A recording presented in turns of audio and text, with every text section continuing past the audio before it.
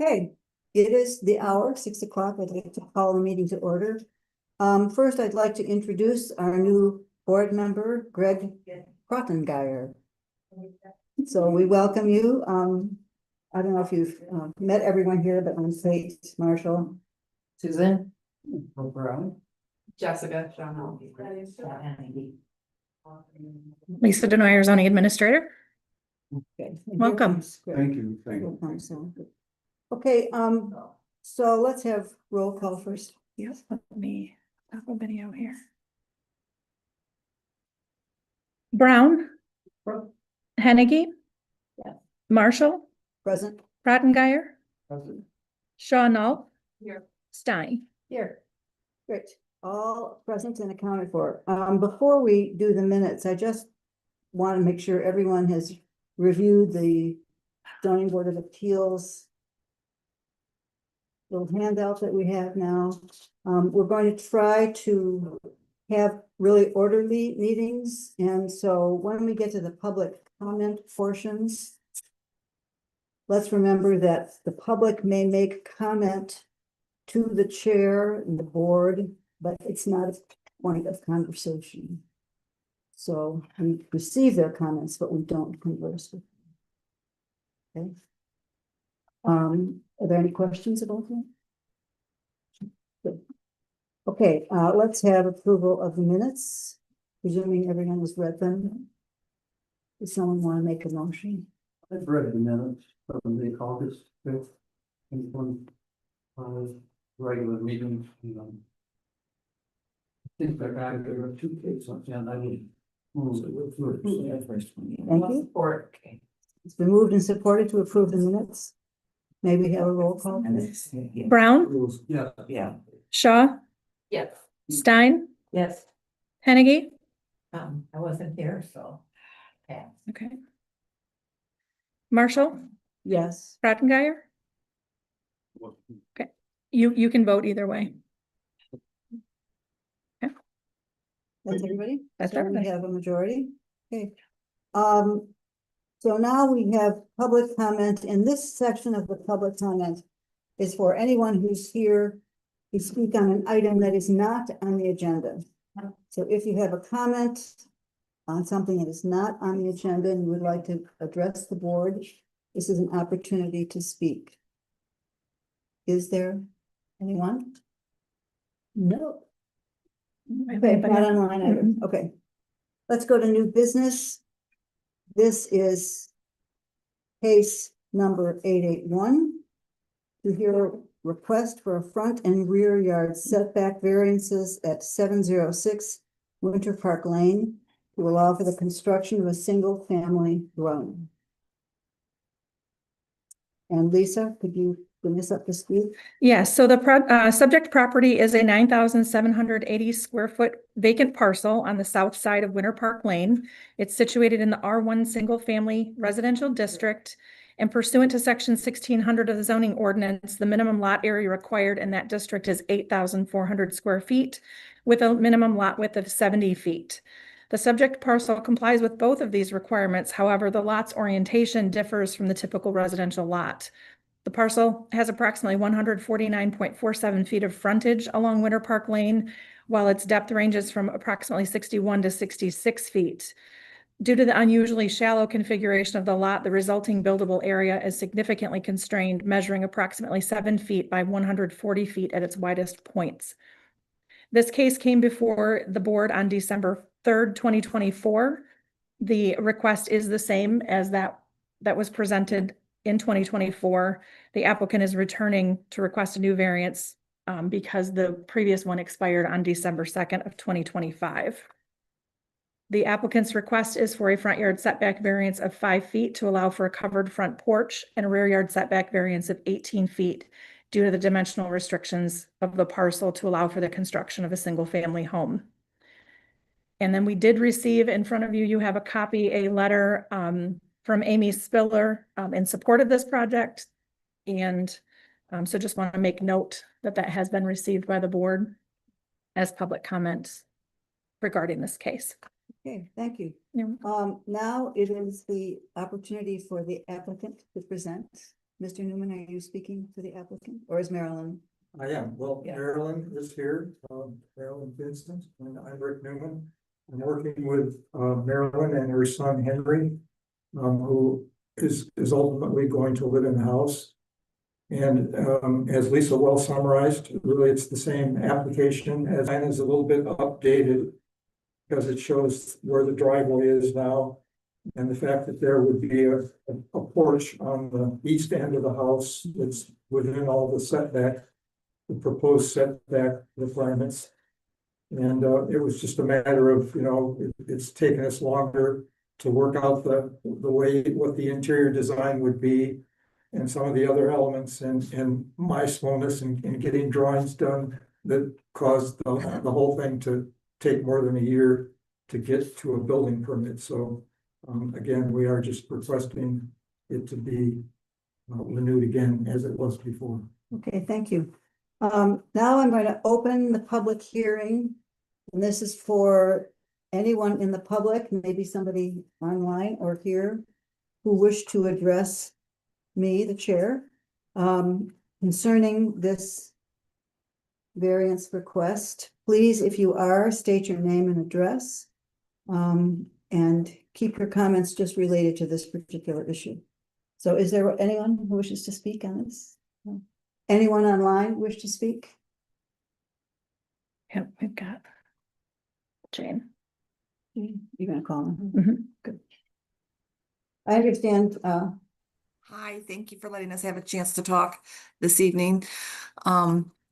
We are the neighbors that they're asking for about the rear variance they're asking for. And we went through this last time and I understand that Marion got her variance, but I think when you buy a piece of property, you know what you're dealing with. And I think you should build within those setbacks. I think that giving anyone a variance, it increases their property value and it decreases our property value. And that's our only complaint, is that we don't feel like we should have to have a decrease in our value just so that they can build a bigger house on a lot that they knew when they bought was going to be a challenging build.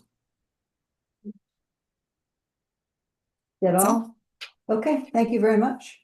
thanks, guys. Oh, sorry. Oh, there is somebody else? Nope, that's it. Okay, nobody else. So if there's nobody else who wishes to speak on this request, we will close the public hearing. At this point, the board members may ask questions to the applicant, and you have an opportunity to reply. So are there any questions for the applicant? Yes, Greg. The two variances were granted in December 2024.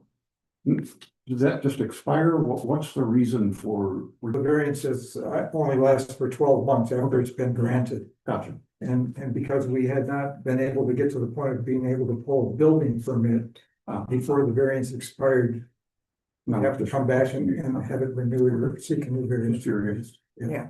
Thank you. Okay, any other questions? Yes, Mr. Newman, was the front porch included and approved in the prior application? Yes. Yep, it's exactly the same. And it was proposed to be, 5 feet deep by 8 feet wide and be open, an unenclosed porch that would just have, a roof and a couple columns over the front entry door.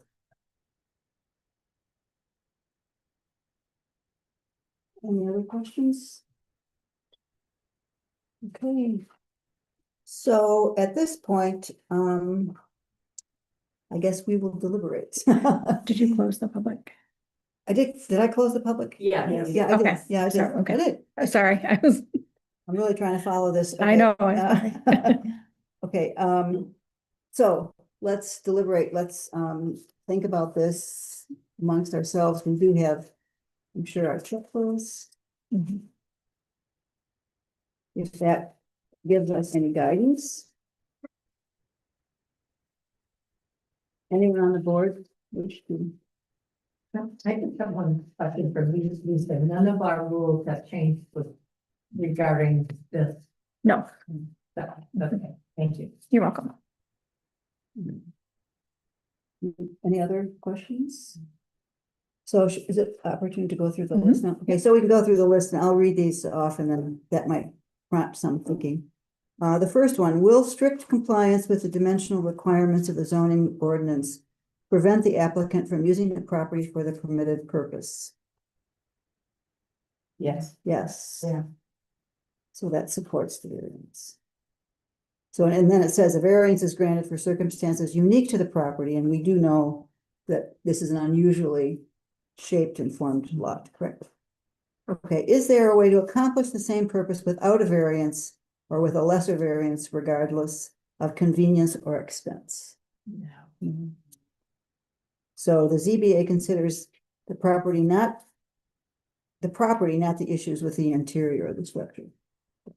That would be, they can't do it, right? Okay, is the need for the variance due to the situation that is unique to the property that would not generally be found elsewhere in the same zoning district? If the situation is often repeated in the same zoning district, then the variance request should be denied. It's It's like unique. this is a It's unique unique, one for the yes. neighborhood, yeah. Yes, For the city. yes, Yeah, one of that the chapel. unusual, Yeah. yeah. Okay, if granted, will the variance uphold the spirit and intent of the ordinance and be fair to the neighboring properties? There are reasons the ordinance was adopted, and those reasons should be upheld and respected. And Well, because you'll still have substantial distance between properties, you've got the wooded creek area behind, so it's not gonna be encroaching. mhm. I know that one of the neighbors spoke, and they have issues with the building, but I'm not sure that I think that that's valid, just because you don't want a house. Yeah.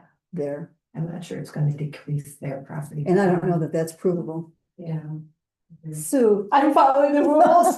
Would you like to speak? I also have driven by the property, Mhm. the property of the homeowner that's concerned, Right, and it's up a hill. right. So whereas that roof may block some of the view, it's substantially up the hill from the property in question. Mhm. So I don't think that it would, particularly in view of the house on Division. Yeah, she's, Wouldn't it finish? not sure you're thinking of the right neighbor.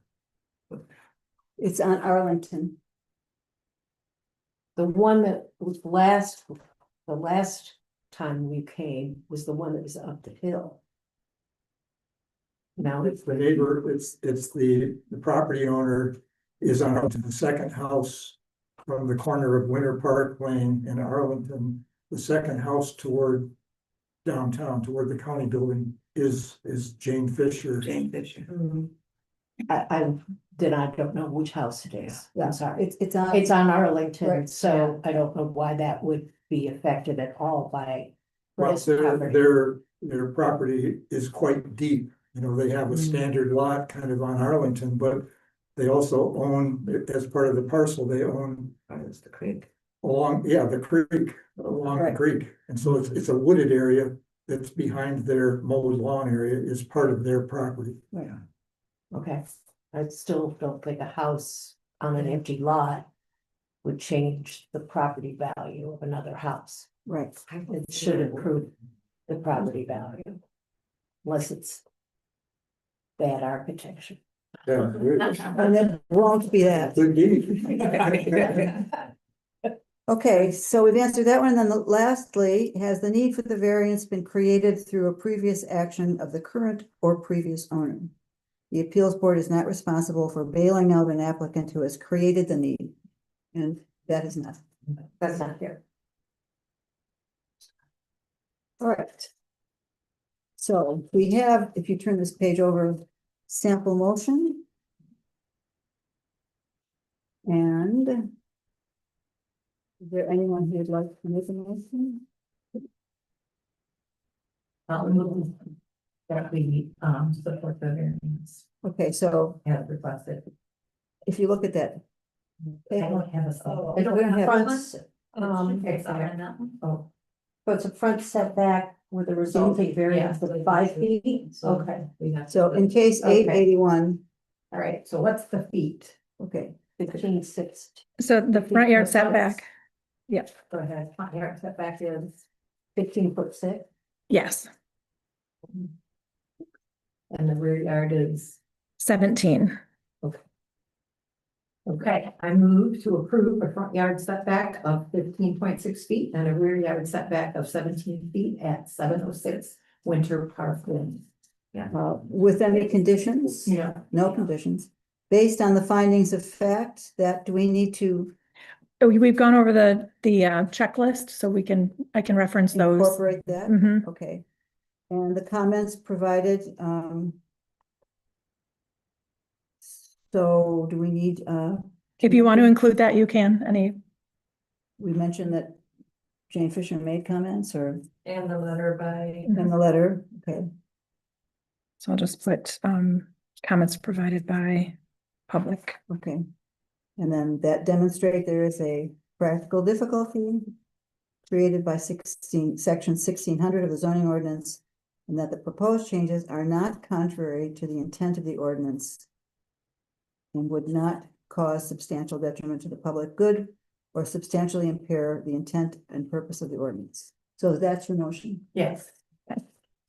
All motion. All support. I think we really want So to we get have through to go through that. this whole thing. Yeah, yes. Okay, gotcha. Yeah, all right, I support. Okay, It's been moved and supported to approve the zoning variance for case 881, 706 Winter Park Lane. Can you please take the roll? yes. Hennigy, Yes. Shaw, Yes. Stein, Yes. Brown, Marshall, Yes. Prattengeier. Yeah. Motion carries. Okay, thank you very much. You're all set to go. And Thank now you have, what is it, a year and a half? Yes, 18 months. So Greg, just so you know that we have also changed this time frame, which used to be 12 months for variance, and now it's a year and a half because everyone recognizes it was very difficult often to get things really done in the 12-month period. So, General question, would, in cases like this where you're trying to picture the property and this, do you ever bring it up on the screen? We can, I mean, usually you'll get an image on your Yeah. agenda memo. Right. But yeah, we can certainly do that. That's something. Yep, we sure can. We're talking. I usually do that at 24 and or I'll drive by. good. Thank you. Okay, so Thank you. you're welcome. Thank you. Good luck. Appreciate that. Thank you very much. Don't delay. Make Okay, it pretty. yes. Yeah, it's gonna look nice. It is. Okay, It's not thank you. gonna be big, but it's gonna look nice. Okay. Okay. So let's move along. The next agenda item is case 882, request for use variance at 1402 Howard Street to allow for a child care center that would serve North Met NCMC college students. Excuse me. Would you guys mind talking on? That's okay. Thank you. Hard to hear. Okay, so we are going to consider this variance request. And the first item is the staff presentation. So the property being requested for this daycare center use is 1402 Howard Street, which is owned by the Seventh-day Adventist Association.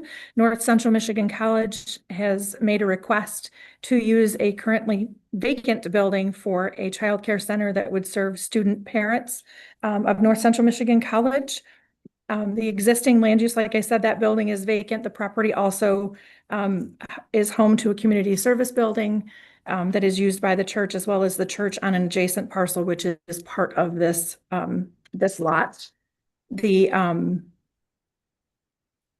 sorry. The history of that building is it was once used as a school until around 2007.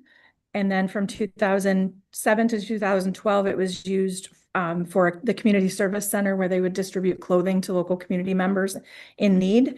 Since 2012, that building has been vacant and been used for storage by the church.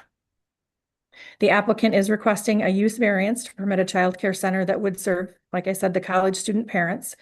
And they are anticipating that the center would be open year-round, Monday through Friday, from 8 a.m. to 8 p.m., with approximately 10 to 12 children attending at one time. And the estimated average length of stay per child would be 4 hours per day. The applicant has provided their hardship. This is a different case than what our board is used to seeing. Usually we're used to seeing dimensional variances, which are for the setback request. This is a use variance. So this is specific to allowing a use that is not permitted per the ordinance for this district. This is in the R1 zoning district, which is single-family residential. I did provide those standards and what uses are permitted or special condition uses that would be allowed per approval of the Planning Commission. And lastly, just want to mention that if the use variance is denied, the applicant does have the option to pursue applying to the Planning Commission for consideration of either amending the zoning for that property or amending the zoning ordinance language for the R1 district and potentially allowing childcare centers. Okay, thank you. Next, we have the applicant presentation. Is that you, sir? Yeah, hi, Hi, and your name, maybe? I'm Tom Zidell. I'm Vice President for Finance and Facilities at North Central Michigan College. I'd like to thank you for the opportunity to present here. I'll try to align my remarks with your checklist that you'll deliberate with later, so it kind of help you along. But this is a building that currently is providing no economic value to the Seventh-day Adventist Church. Other buildings on their property are being used for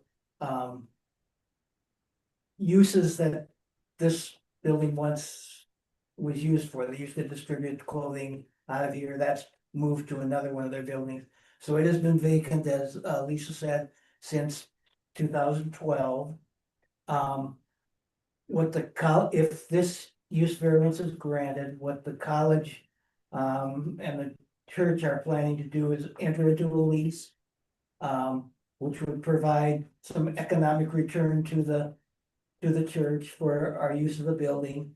And through some grant funding that the college has, we're gonna invest some dollars in the building so that it can be licensed as a childcare center. So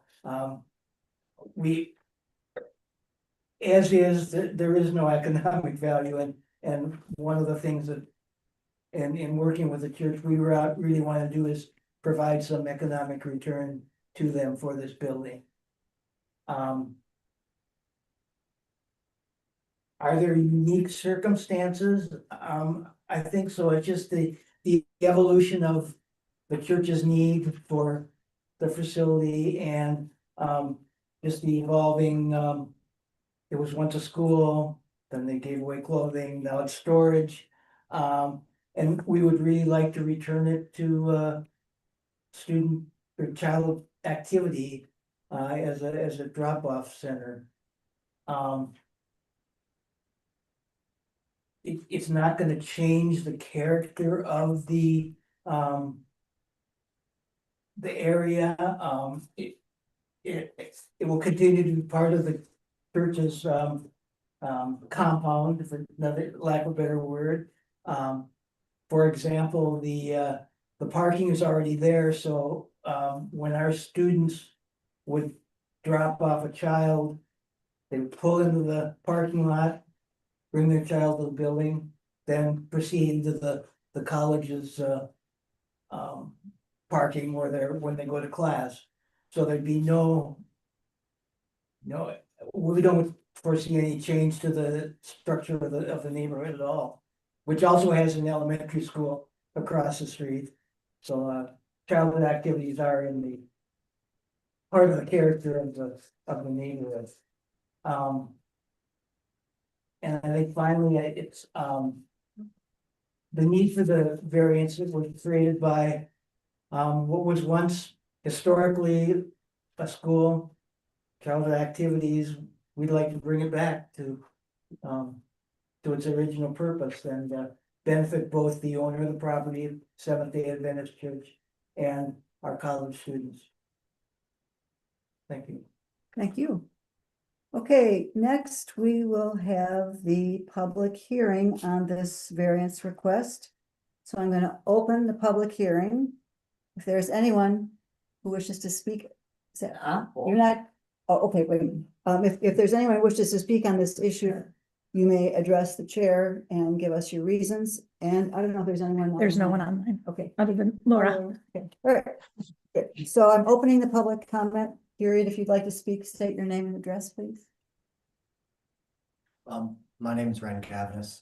I'm here in favor of adding more opportunities for people who have children that they can't take to classes with them. I like to see people being able to go to college and still being able to attend it and being out, like getting the community together and using the church area for this that is currently just being used for storage. It seems like a fantastic idea. Could you give us your address, please? 222 Wesley Street. Okay. Thank you. So you're not in that neighborhood? Right kind of around it. It's like a field distance with one property between us. I was close enough to get like one of the letters saying it was in the area. Okay, all right, great. All right, thank you. And you? Yeah, I heard about it and I was a single parent in college and it was very hard for me to find daycare and stuff like this. So I am actually all for the parents bettering themselves to better their children. And if bringing a daycare in will help everybody, I'm for. Right, thank you. And could you give us your name and address? Please? My name's Samantha May. I live at 201 Lafayette. Thank you very much. Anyone else? No. Okay, there being no further comments, I'm going to close the public hearing. And at this point, board members may ask questions of the applicant if you have them. Can you tell me what is directly around that parcel? Here, there's the other church buildings. And then on one side, there is, city-owned vacant land. So there are no residences directly adjacent to that property at all. Okay. Thank you. Anyone else have a question? No. Mr. Brown? I was just gonna add, there's a church, there's a elementary school right across the street. Yeah. And it kind of T-bones into Atkins. So it's a kind of it's really located at an intersection and the houses are not very close to it. I remember the area, I just didn't remember exactly what was directly. Yeah, so the adjacent. Sheridan Elementary is on the Yeah. corner, and then the college is on the other corner, and then this property is right across, right? At the end of, if Atkins continued, you drive into the property. Mr. Brown? Thank you. At this point in time, the building is used as a storage facility for the church. For the church, yes. You know that they are actually storing material in it. Yes, I've been in there a couple different times. It's because they have other buildings, it's not. I mean, it's not filled to the rafters, but no, they are using it as storage. Do you know if they've considered renting the building out for storage purposes to anybody else? I do not know that.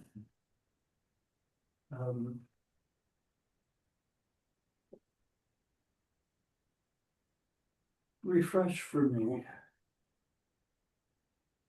what the the unnecessary hardship is in your estimation? In my estimation, the hardship is that, the church has a building that, because their needs have changed, is not generating any use other than storage to the church or any revenue. And our plan is to create a stream of revenue for them from our lease. And then our grant monies that we would plan to spend to upgrade the building so that it can be licensed as a child care facility in the state of Michigan. If I may, I'll raise my hand. So, in your statement, statement of hardship, you say it will be a hardship trying to find a non-child oriented use for the college, this is, with an elementary school across the street. So, you know, the hardship is with the property, it's not with the college. Right? You know that. Yes, I know. Greg, you have a question?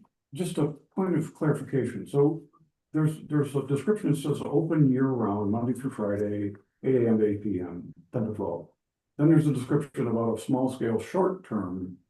To me, they're a little contradictory. So is this a year round thing or is it a short term? They're a little. It's open year round, but what does short term then mean? The students, number of hours? the students would drop off their child for the time they were in class or in a lab or in a nursing clinical. Okay. So that's the That short, helps. Thank you. that's the time that they're there. Okay, anything else? I have a question for Lisa. Okay, Two questions, just because you were leasing it, they're still gonna own the property, right? Well, for both of you, I guess my question, right, just to clarify. So is that okay that a leasee is asking for the zoning change, not? Yeah, so with the application, the property owner has to sign the application Okay, granting okay, permission okay, that- for them to apply. Mhm. And also, if the college, decides not to renew their lease in a couple of years or whatever, does the zoning still stay with the property or does No. it revert? No, our ordinance explicitly states that use variances go away once the use goes away or the property is sold. anything else? Okay, so at this point, I'm gonna close this interaction and bring it back to the board to deliberate, board members. If you have questions, Laura is online. I think she did reference some court cases in our packet. If you have questions for her, Laura, you can answer them, correct? Happy to answer any questions. Okay. I'm gonna open this with, because I was curious, since we've never had a use variance request, and I called a couple of past board members, and they said they've never had a use variance It's not for request. 6 years, we haven't had. So I looked in the, our zoning handbook, and Mark Wyckoff, who's the Michigan State person, I don't know if anyone else looked this up, but he talks about use variances, and I did attend some of his classes when I was on the planning commission. And I'll read you, it's on page 46 if you have it. A use variance should only be granted by the ZBA under those exceptional circumstances where the current zoning district is clearly unreasonable as applied to a specific parcel because it does not permit the property owner any reasonable use of the land. So the hardship goes with the land. According to him. That's different than the what's on the city of Detroit, so it's the city of Detroit, Florida, or something like this. Right, right. Is everyone familiar with those,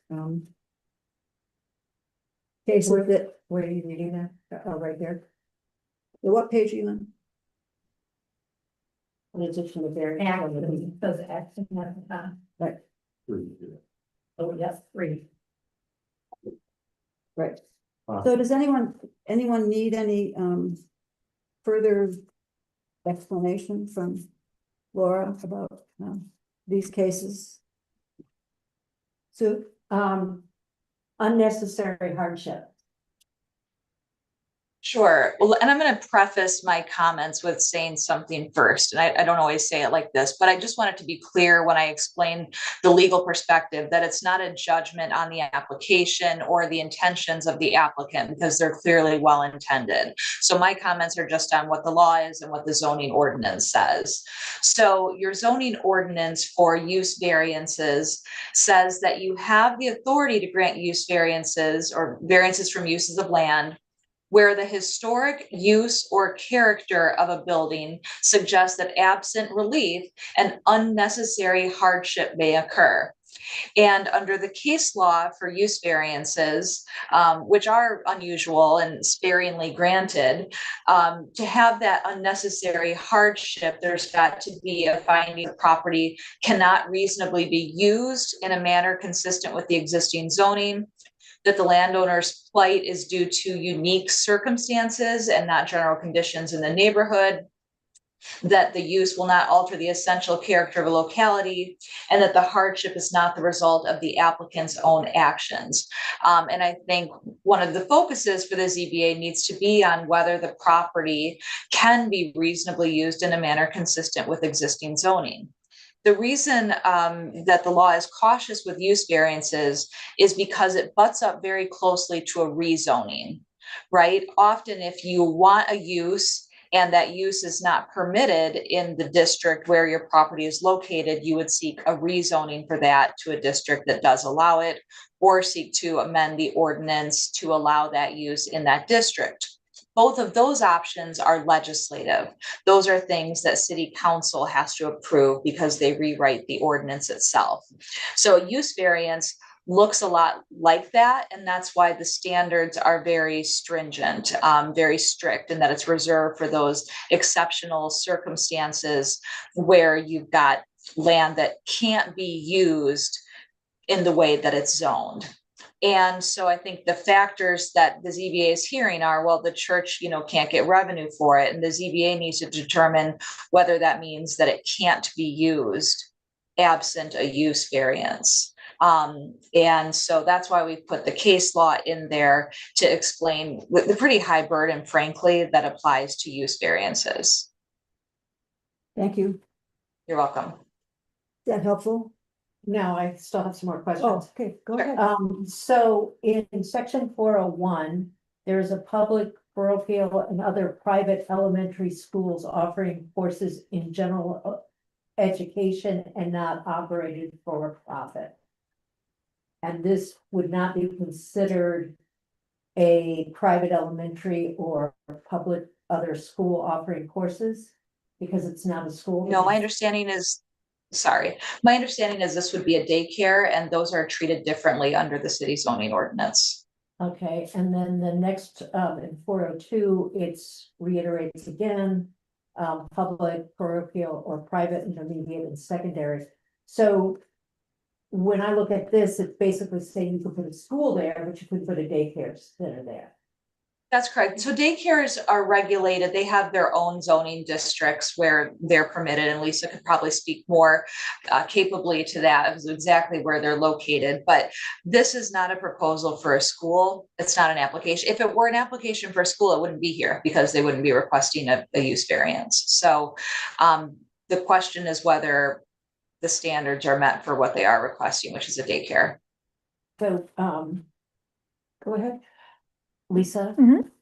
What is the zoning for a daycare center? Multiple family district, business districts, I don't have the specific list. I could go through my book, but it's not single family. Single family is R1, R2, and R3, Okay. and those are not allowed districts.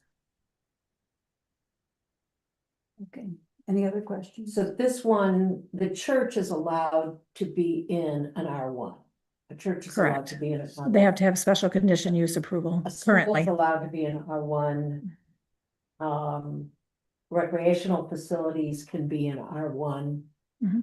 So you could have a bowling alley if you wanted, Potentially, it's if section as long as it wasn't for profit. You could have four a oh bow- two, section 402 is special condition use, which Yeah. has to be approved by the planning commission. it's So that is an not- extra Okay. step. You could have a home that you could have a bed and breakfast, although we know now we can't have bed and breakfasts very, unless they occupy it. Okay, Mhm. just trying to, cemetery could be there, an office building could be there. I So believe that's that- why, yeah, Yeah. and that's why Lisa made the comment in the Any staff office memo. building Oh, could be there. I'm sorry. Sometimes there's a Zoom delay. I'm so sorry if I interrupted you. No, I interrupted you. No, okay. I was going to say the comment in the memo that that's why another option would be, if a use variance were denied, is to petition for a text amendment, because you're pointing out uses that are explicitly allowed. Daycare center, which is what is being requested, is not allowed. There's a legislative process for requesting a change to the ordinance to add daycare, and that's something that would go through planning commission and city council.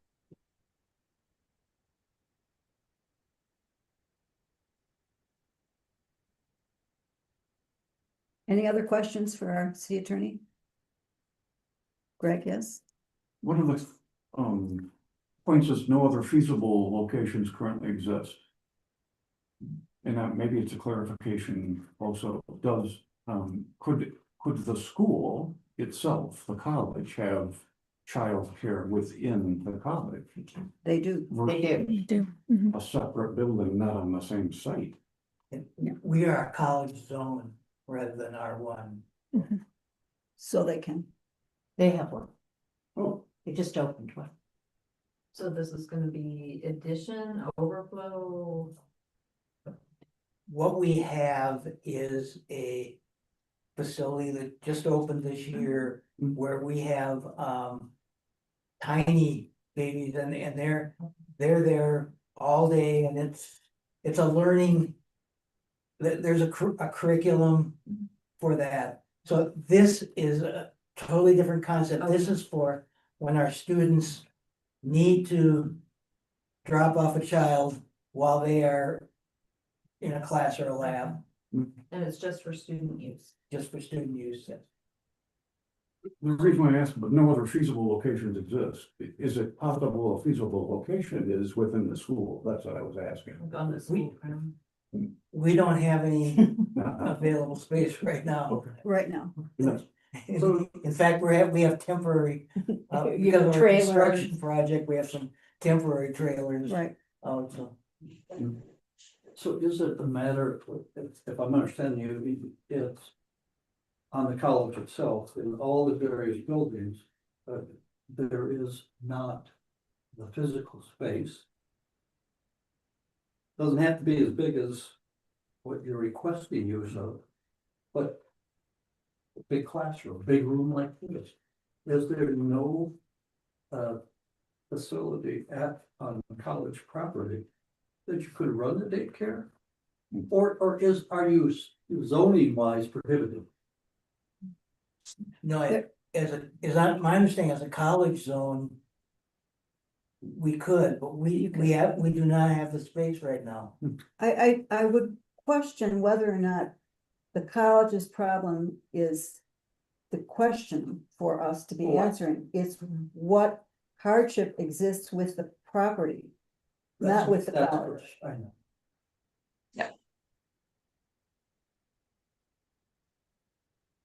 Although it's a lovely idea, but you know, that as Laura said, this has nothing to do with the applicant. It Right. has everything to do with the property. That's correct.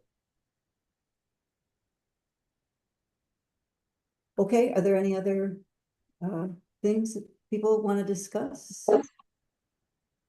No, Of discussion yeah, we can with amongst the board. amongst ourselves, I mean, unless we want to go to this sheet, but is that where you all are?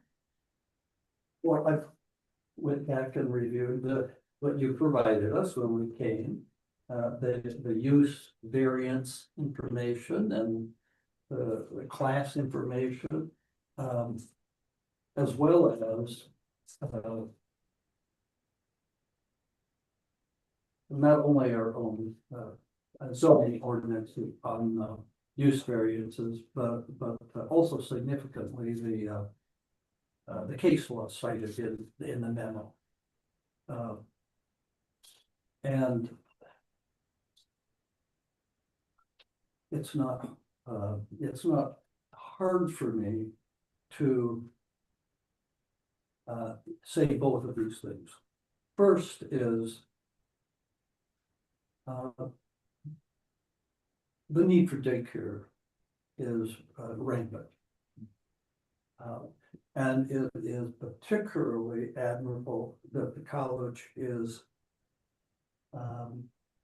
trying to assist student parents with this struggle of daycare for their children while the parent is trying to educate and better themselves. I commend you for that, Drew.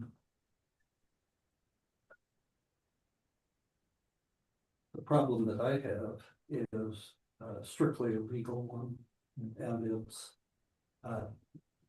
when we look at the criteria that the Court of Appeals set out,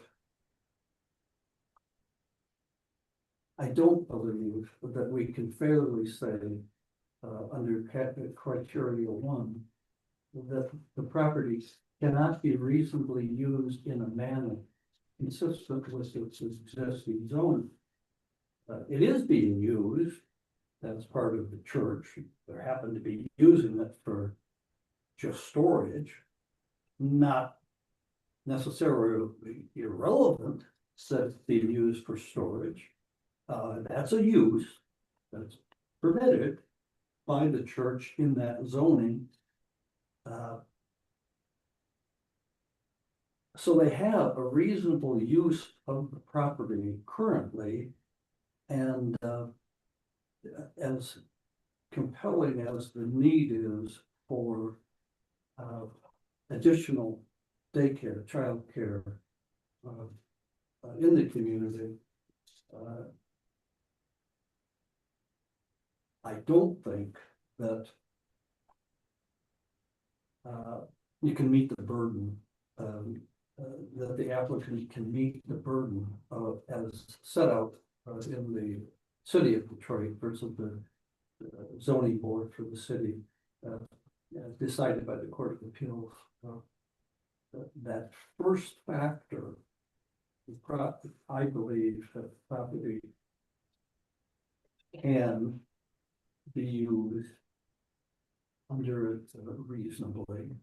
Using it as storage, we might like to have it generate a rent, but it is a use that is being employed, and it's permitted under the existing zoning.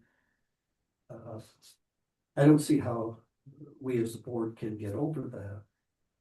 I don't see the necessary hardship. I would be encouraging perhaps the applicant to pursue the route that our attorney referenced and mentioned in the memo as well. The solution to this situation, to me, is not one that we're capable of providing a remedy for the applicant. So you have essentially answered the first question on the checklist. Sue, did you have a comment? Well, yes.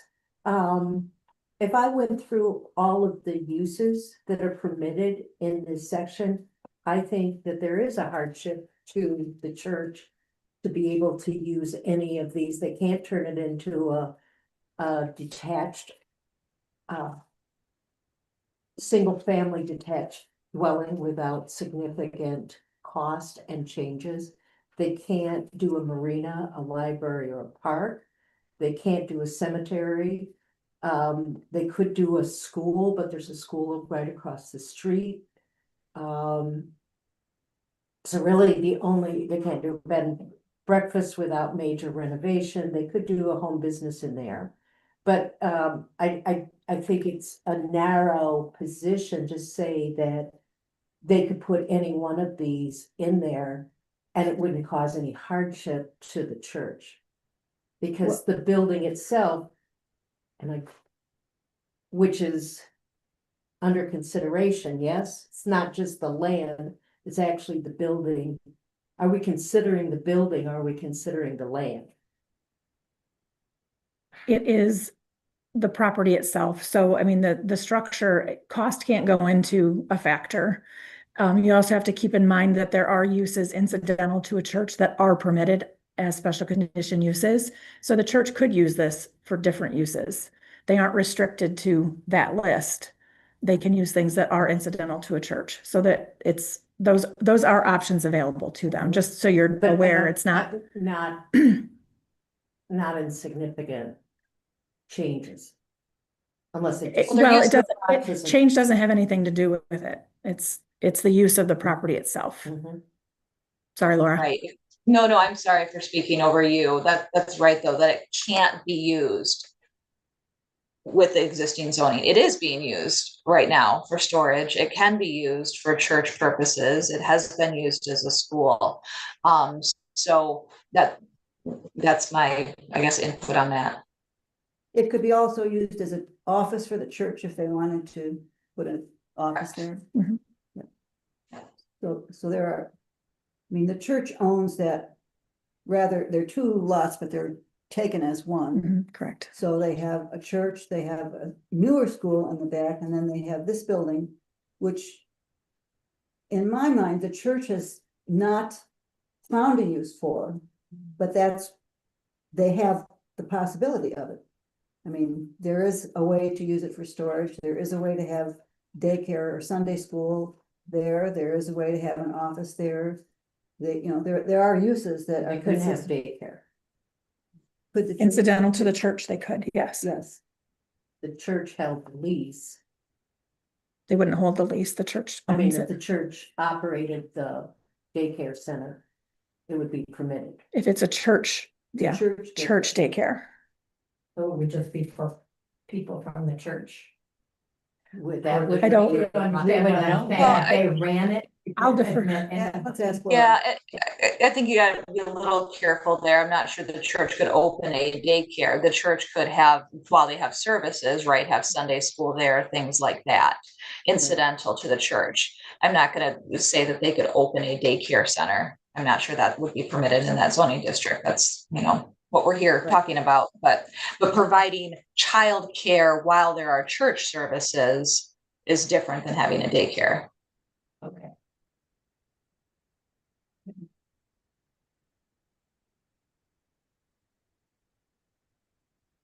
Okay, shall we go on to the second point? Yeah. I'll read it. Is the landowner's plight, so the church's plight, due to unique circumstances and not to general conditions in the neighborhood that may reflect the unreasonableness of the zoning? Could, Laura, for my help, can you explain what that actually means?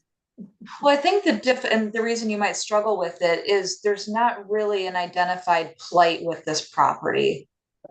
So it's hard to even answer that, because what is the plight of the church? And if it's simply, again, I'm not trying to demean the application or the applicants or anything like that, but just looking at it through the lens of the zoning ordinance. If the plight is just that they haven't found a way to generate revenue from it, I'm not sure that's really a plight in the way that the zoning ordinance is talking about. So you can't, I'm not sure you can even find a plight to get to whether it's based on unique circumstances, because I'm not sure a plight unique to the property or the plight has been identified. Thank you. So any comments on that? No. Okay. The next one, if granted, will the variance alter the essential character of the locality? I had a thought about this. If the school is open from 8 until 8 and 10 to 12 kids can be dropped off, circling out through the day, if you live near there, it might change the way you perceive your neighborhood. It is an R1 district, but that's just a You've thought. got the college there, you've got the School school there, there.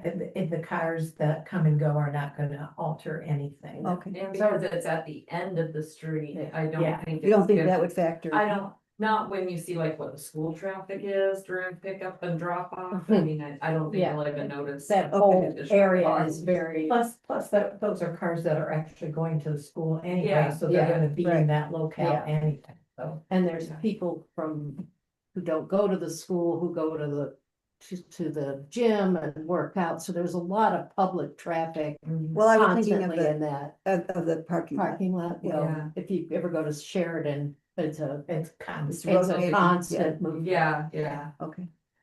So that one would be, it wouldn't. Yeah. So that's a no. I think that's. Do we all agree that that was Yeah, a no? yeah. Okay. And then has the need for the variance been created through a previous action of the applicant owner? The appeals board is not responsible for bailing out an applicant who created a need for the variance. So has the need been created through a previous action? No, So essentially, we have 3 out of 4 of these. 2 out of I think you could argue 3, I could. Yeah. Bill's was the first one, the second one. Yeah, The third one, we said it wouldn't alter the character. And the fourth one, we said it wasn't created by the owner. so I think I could definitely say the last 3 myself support planning. support the variance or don't support the variance. I think those support variance. I'm confused. So you would I say think that, they're arguable. I'm sorry, Okay, So, so, I mean, the plight, I know that we're questionable about plight, but there's also, I don't know, I just feel like there's an unnecessary technicality that's the plight, really. I think that's inhibiting the use of it. And, like you said, there's like multiple things you could put in there, but just this one thing that fits within the neighborhood, that technicality, I think that is the plight. I would argue that you're supposed to raise your hand. when I'm done, now though. I think, that the first 2 criteria do not support the variance request. The landowners, there is no really landowners plight, no problem for this landowner. They're already using the facility for a purpose, storing materials. The plight cannot be. Well, we would make a few rental dollars and that would be nice. Yeah. That would be helpful. But that is, that's not a plight that I believe the ordinance and the case law seems to be looking at as something about that land that's unique to that, that's creating a problem. It is a plus if it was able to operate as a daycare center. I don't think that under the legal criteria, although as much as I would like to see it happen, just because it's a good thing to provide daycare for your students, I don't believe that the zoning regulations and this cited case allow the board to approve the request. Sue? I'd like to speak to both of these. What would be a plight to the landlord? That, I mean, it's such a gray. Unless you're saying, oh my, how What's a plight? Well, maybe our attorney could, Yeah. Well, Yeah. she answered it and it sounded very extreme.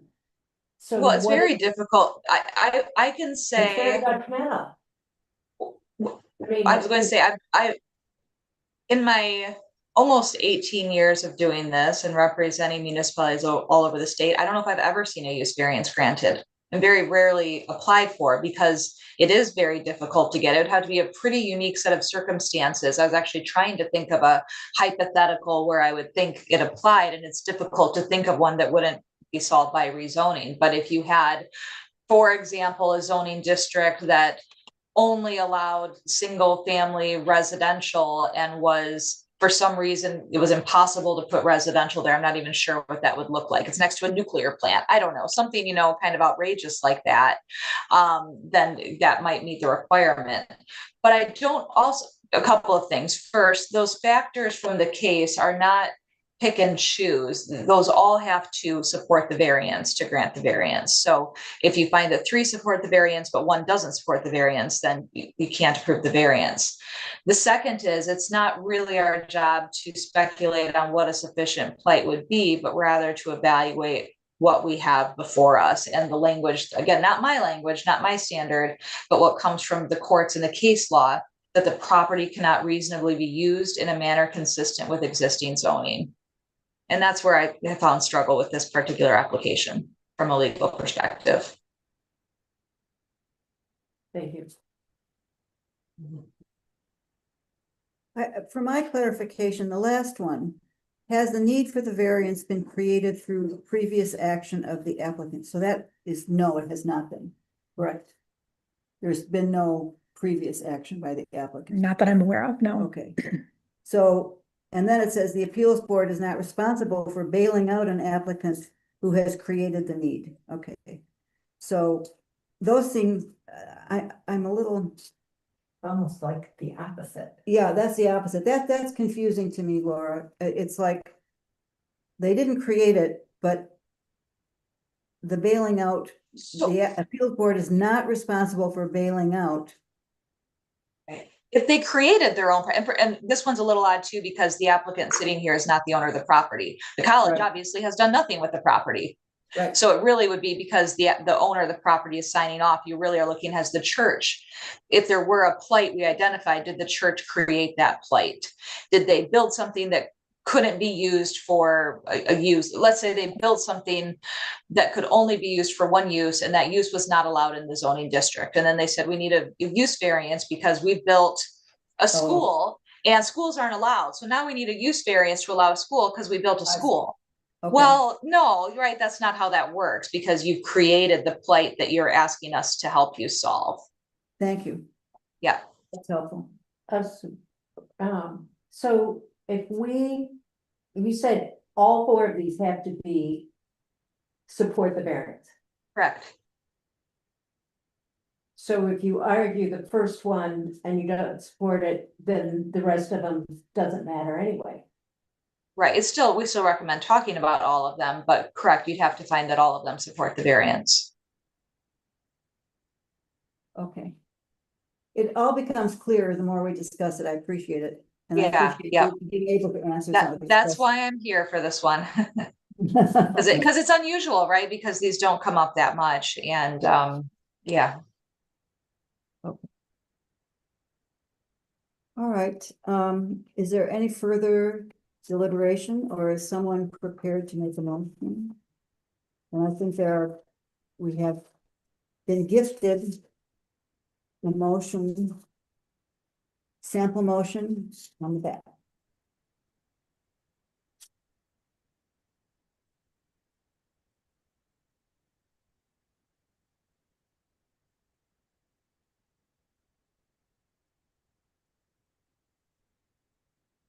Okay, well, you want to come? I was just gonna say, it sounds like we have to deny this. So we move to deny a use variance for a childcare center at 1402 Howard Street that would serve the North Central Michigan College students. Okay. Go through the list. With no conditions or modifications to this request. And based on the finding facts that the property could be put to a reasonable use permitted in that district, that the landlord's plight is not due to unique circumstances or general conditions in the neighborhood, and that the need for the variance has, no, those are the only two that I want to put in there. Okay. Comments, there are comments from two people. Do we want to add them?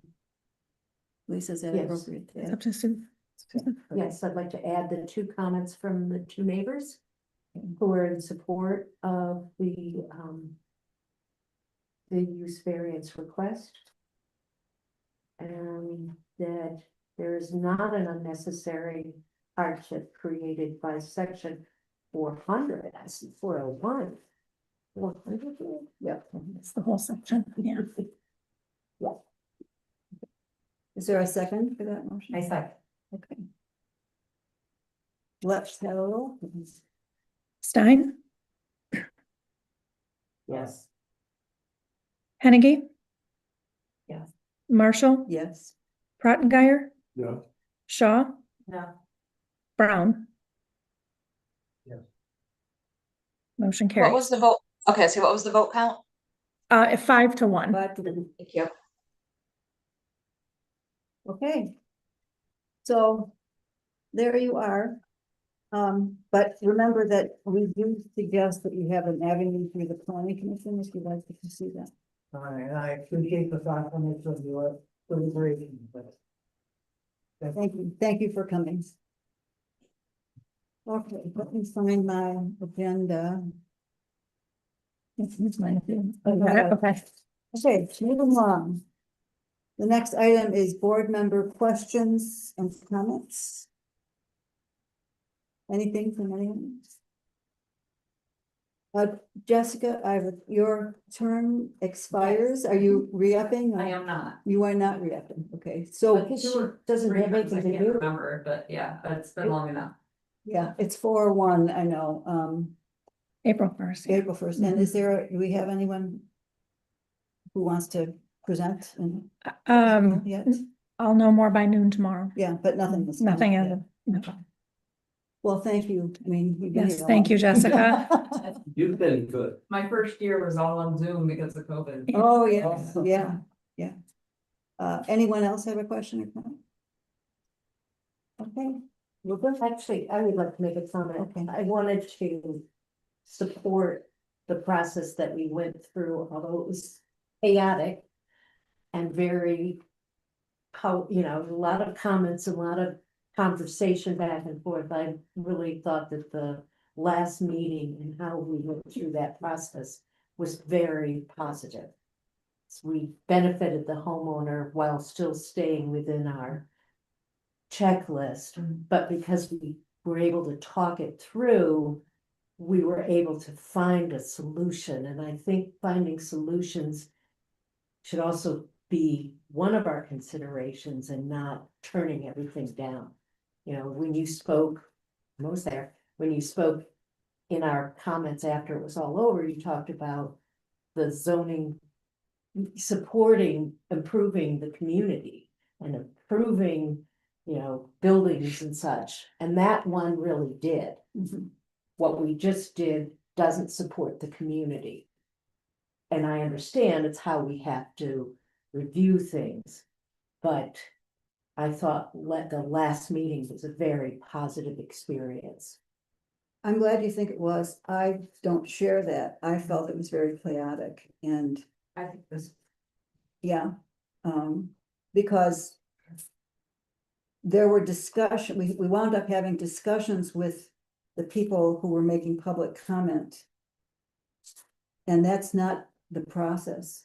And if that had gone to court and somebody had to find a way through all of that and transcribe it, I think it could have been very confusing. And that's exact, I said I understood it was chaotic and I understood it was crazy. But the solution where we got to, I thought was a positive solution. Sure.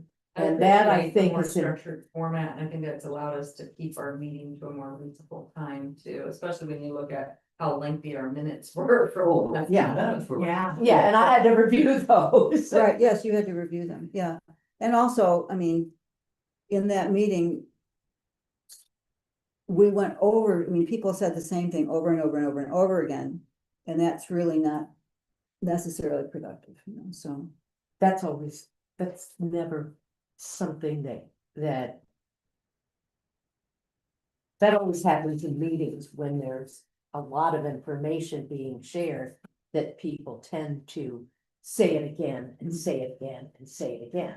I mean, that's human nature, unfortunately. But I think that for me, what has to be understood is our relationship with the public. When the public comes, we're not conversing with them, we're receiving their comments. And at that meeting, we spent a lot of time conversing with the public.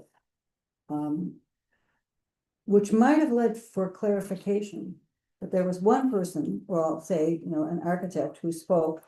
He should have been part of the applicant's team, because. Correct.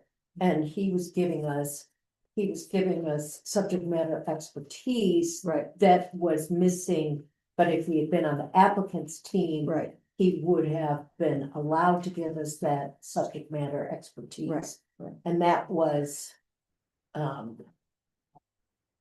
it was very helpful. The information was helpful.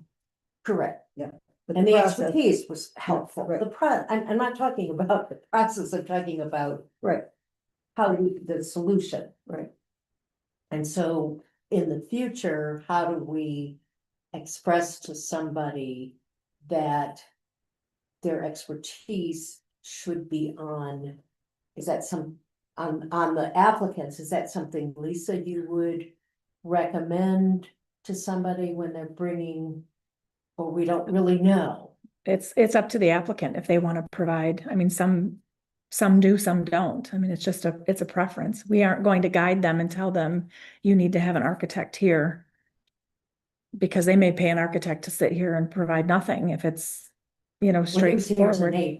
Right, but I'm saying we're not going to advise them that they should have, We should. well, that's not our, yeah. We can listen to those comments that the architect made and then ask the applicant, what do you think about that? But we shouldn't be dialoguing with that person. And really, he only spoke to the grading. And then he got involved in a couple of other things, but basically his information was about the retaining wall. Yes, it was process. I'm talking about that. Yeah. We might have some little disagreements about things, but I'm the chair of them. Yeah, I forgot the gavel. Okay, so The best. we just need a motion to adjourn. Oh, would someone like to make a motion to adjourn? Jessica. Okay. Second, support. I said. The moved and supported, we are.